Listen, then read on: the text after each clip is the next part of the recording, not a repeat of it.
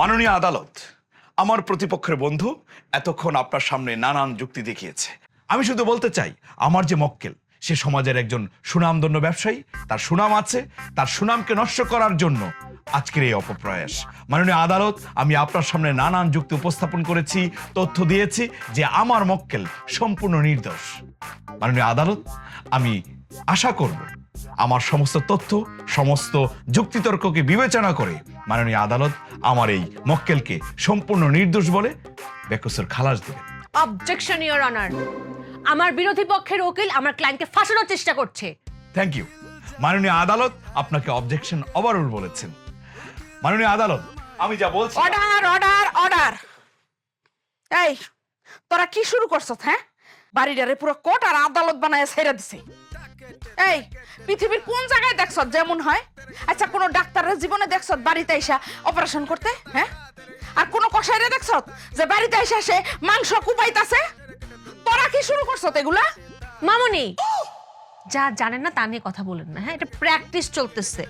আর আপনি জানেন না, এটা প্র্যাকটিস মেক্স ম্যান পারফেক্ট। এই যে আপনার নাতি আসতেছে, সেগুলো শুনতেছে, তার প্র্যাকটিস হচ্ছে মামুনি।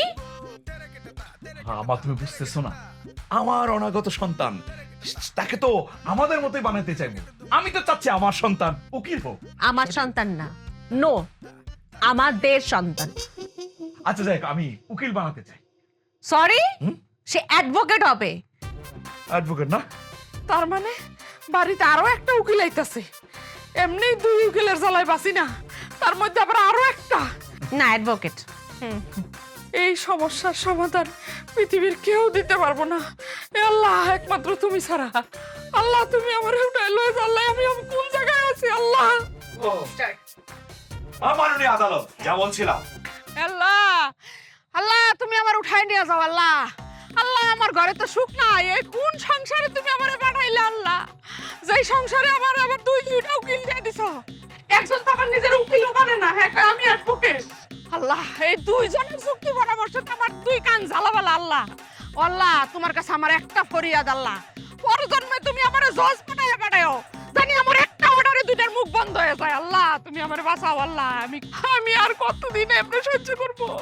আল্লাহ। খালা, খালা, বীরবেরে কাল্লা কথা কইতেছেন? শেষ শেষ। আল্লাহ, তোমার লগে কথা কোন শেষ? কাল্লা কথা কইতেছেন কইলেন না তো খালা? তোর লগেই কথা কইতেছি। খালা, আপনারা দেখলে মনে হয় এই দুনিয়াতে সবচেয়ে সুখী মানুষ আপনি। আহা, আপনার বাড়িতে দুইটা উকিল, খালি টাকা আর টাকা রে খালা।